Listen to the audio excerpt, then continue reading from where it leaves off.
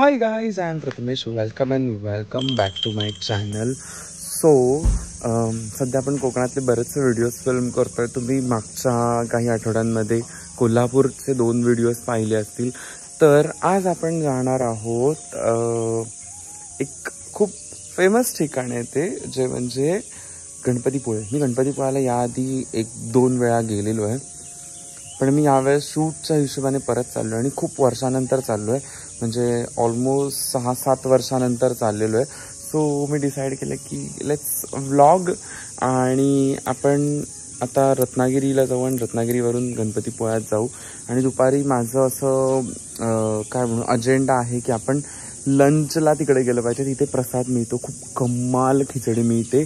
जगातली बेस्ट दाल खिचडी जर तुम्हाला खायची असेल तर तुम्ही गणपतीपुळ्याला 100% जा. आणि ॲक्च्युली मला त्याच्यासाठी परफेक्ट टायमिंगला पोचायचं आहे. आत्ता ऑलमोस्ट 7:30 झालेत. आपण लवकर निघूया, कारण मध्ये मला ब्रेकफास्ट पण करायचं आहे. कारण मी चहा नाश्ता काहीही केलेला नाही आहे. लवकर आवरण्याच्या नादात मला खूप उशीर झाला होता उठायला. सो लेट्स गो.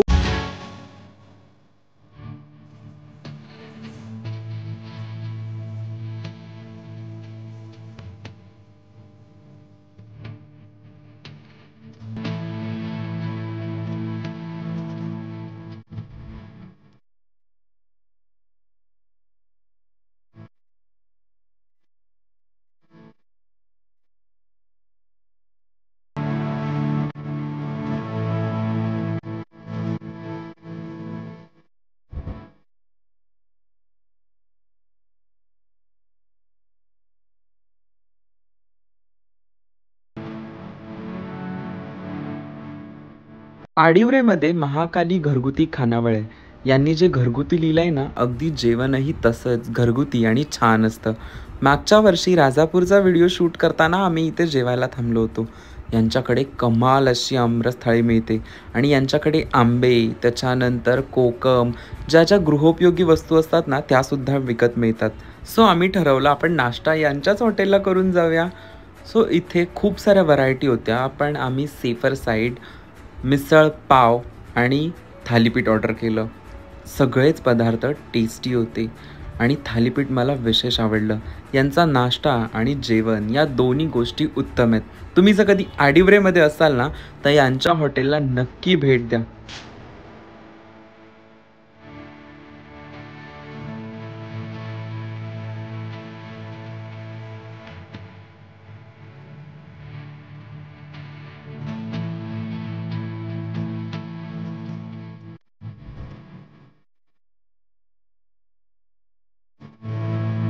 इकडे इकडे इकडे इकडे इकडे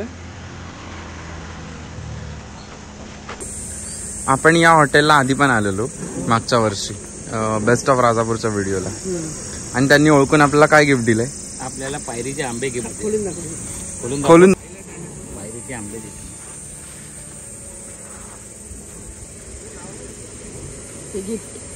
आपल्याला. चला. भरपेट नाश्ता करून आम्ही गणपतीपुळेच्या दिशेने निघालो होतो. हो, आपला हा पहिला डेस्टिनेशन आहे गणपतीपुळे. मी म्हणालो होतो ना, मी याआधीही गेलो आहे, पण यावेळेस थोडं खास तुम्हालाही दाखवत घेऊन जाणार आहे. बरं, जाता जाता आम्ही आतल्या रस्त्याने गेल्यामुळे वेगवेगळी कातळ शिल्प, त्याच्यानंतर वेगवेगळे समुद्रकिनारे आम्हाला पाहायला मिळाले, जे तुम्ही व्हिडिओतही पाहू शकता. भाटिये समुद्रकिनारा, गावखडी असे 2 सुंदर समुद्रकिनारे तुम्हाला या अख्ख्या व्हिडिओमध्ये पाहायला मिळतील.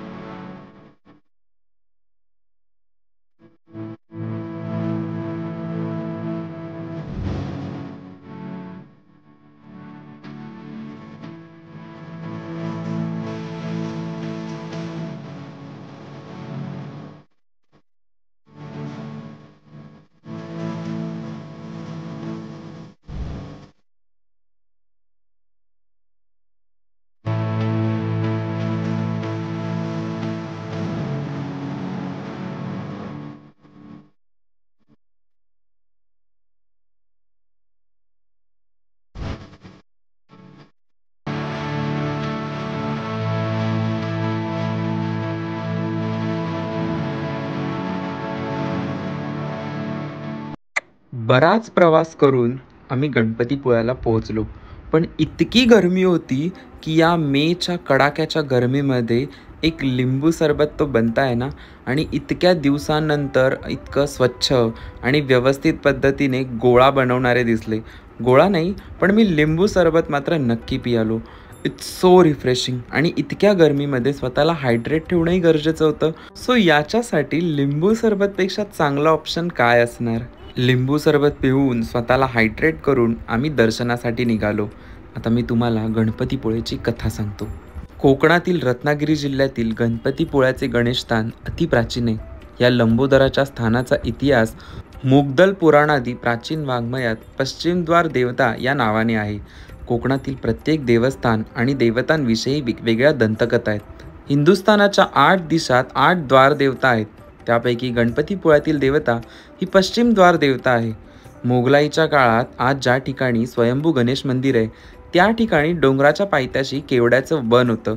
त्या ठिकाणी बाळंभटजी भिडे हे ब्राह्मण राहत होते. ते गावचे खोत होते. मोगलाईच्या काळात भिडेंवर संकट कोसळले. भिडे हे दृढनिश्चयी होते. आलेले संकट निवारण झाले तरच अन्नग्रहण करीन असा निश्चय करून त्यांनी आराध्य दैवत मंगलमूर्तीची उपासना करण्यासाठी केवडाच्या बनात तपस्या करण्यासाठी मुक्काम केला. अन्न पाणी वर्ज करणाऱ्या भिडेंना एक दिवशी दृष्टांत झाला. मी या ठिकाणी भक्तांच्या कामना पूर्ण करण्यासाठी गणेशगुळे येथून 2 गंडस्थळे व दंतयुक्त स्वरूप धारण करून प्रकट झालो आहे. माझे निराकार स्वरूप डोंगर हे आहे. माझी सेवा अनुष्ठान पूजार्चा कर, तुझे संकट दूर होईल असा दृष्टांत झाला. त्याच कालखंडात भिडे यांची गाय सतत काही दिवस दूध देत नव्हती. म्हणून गुराख्याने बारीक लक्ष ठेवले. तेव्हा त्याला दिसले की सध्याच्या मूर्तीच्या जागी डोंगरावरील एका शिळेवर गायीच्या स्तनातून सतत अभिषेक होत होता. हा प्रकार त्यांनी भिडेंना सांगितला. त्यांनी तात्काळ सर्व परिसराची साफसफाई केली व त्यांना दृष्टांतातील गणेश मूर्ती आढळून आली. त्या ठिकाणी गवताचे छप्पर घालून त्यांनी छोटेसे मंदिर उभारले. मराठी चित्रपटसृष्टीतला मानाचं पान असणारा नवरा माझा नवसाचा या चित्रपटाची मुख्य कथा आणि शूटिंग याच मंदिरात झालंय. चला मग आपण देखील या गणपतीचं दर्शन घेऊयात.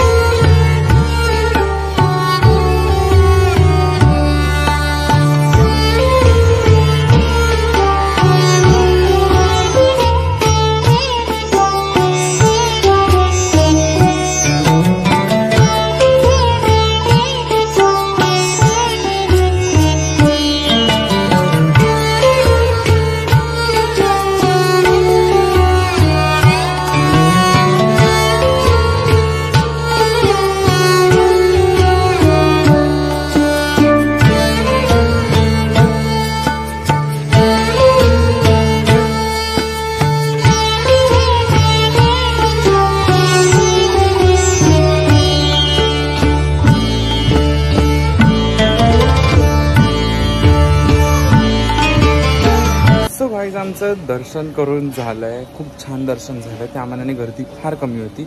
आम्ही आलो तेव्हा आरती चालू होती, त्यामुळे आम्ही थांबलो जरा. बऱ्यापैकी गर्दी निघून गेली होती. आणि आमचा लंचसुद्धा आम्ही इथेच केला. मी असं म्हणालो होतो मला इथली खिचडी खूप आवडते, सो आम्ही तोच लंच केला. आणि आता आम्ही परत चाललो आहे. सो लेट्स सी आपल्याला अजून काय फिरता येईल. खूप जास्त टायमिंग झालं आहे. सो गो. काय घ्यायचं आहे तुला आता? मला ते जाम असतात ना खायचे, ते घ्यायचे. आणि तुम्हाला? मला इथलं सगळंच आवडलं. जे भेटेल ते खावंसं वाटतं. करवंद पण आवडलं. चलो.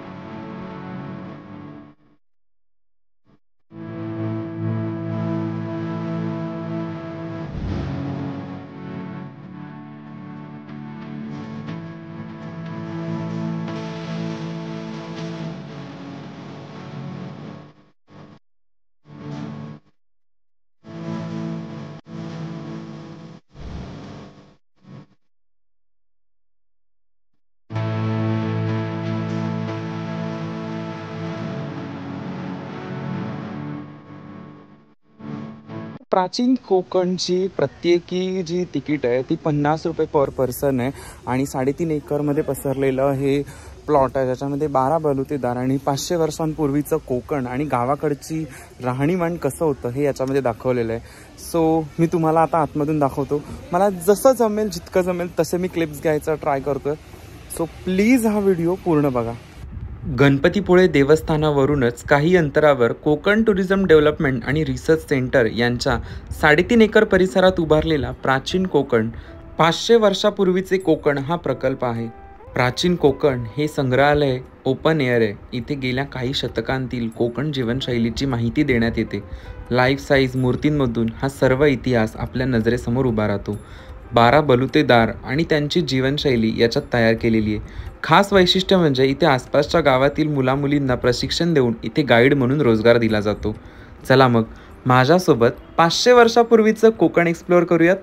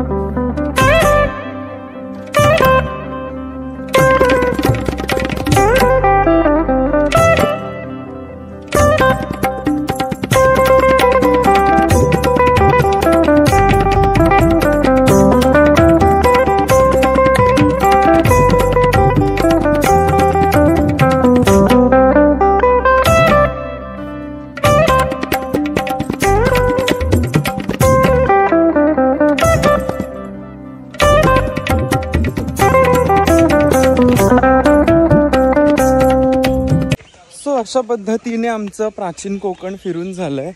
हा एक खूप उत्तम अनुभव आहे असं मी म्हणेन. ज्यांना गावाबद्दल माहिती नाही आहे ना त्यांनी किंवा लहान मुलांना त्यांच्या आईवडिलांनी नक्की इथे घेऊन यावं, कारण इथे अनेक अशा गोष्टी लिहिलेल्या आहेत, सांगितलेल्या आहेत, तुम्हाला बघायला मिळतात. जसं की 12 बलुतेदार. आता बऱ्याच जणांना माहिती नाही आहे 12 बलुतेदार काय असतात, तर ते सुद्धा इन डिटेल इथे बघायला मिळतं. तसं गारुडी आहे किंवा इतर अनेक छोट्या छोट्या गोष्टी ज्या आपल्याला शहरामध्ये नाही बघायला मिळत, मुंबई पुणेसारख्या मोठ्या शहरांमध्ये. सो या गोष्टी मुलांना आणि इतरांनाही आपल्याला माहिती नसतील तर त्याचा अभ्यास करावा किंवा त्या समजून घ्याव्या. याच्यासाठी तुम्ही गणपतीपुळ्याला आलात तर प्राचीन कोकणला अवश्य भेट द्या. आणि आता आपण पुढे जाऊयात, आपल्याला अजून काय पाहता येतं ते पाहूयात. So let's go.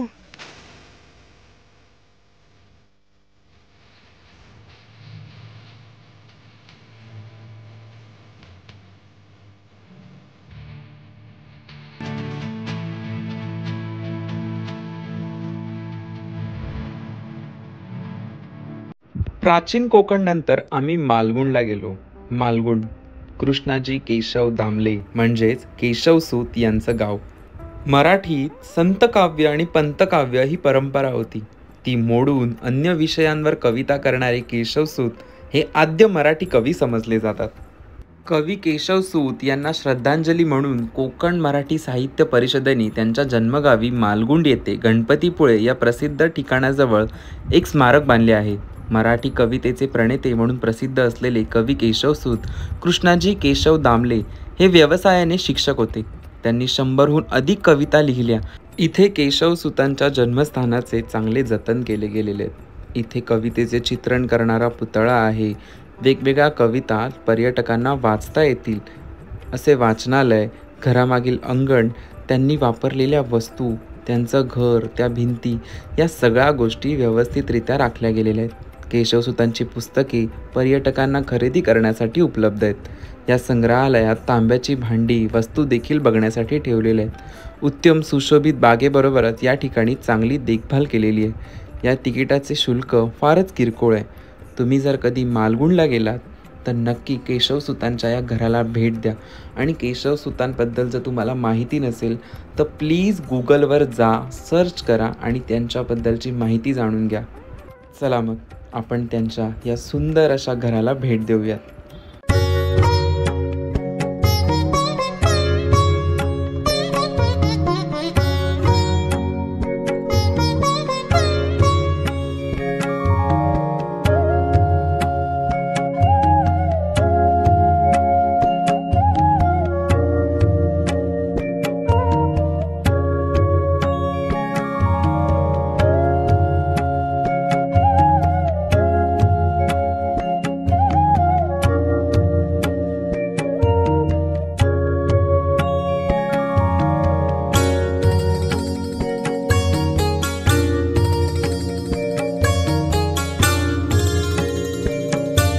अँड या guys, that's it for today. I hope तुम्हाला रत्नागिरीचा हा व्हिडिओ आवडला असेल तर लाईक, शेअर, कॉमेंट, सबस्क्राईब करा आणि आपण भेटू एका नवीन व्हिडिओसह लवकरच.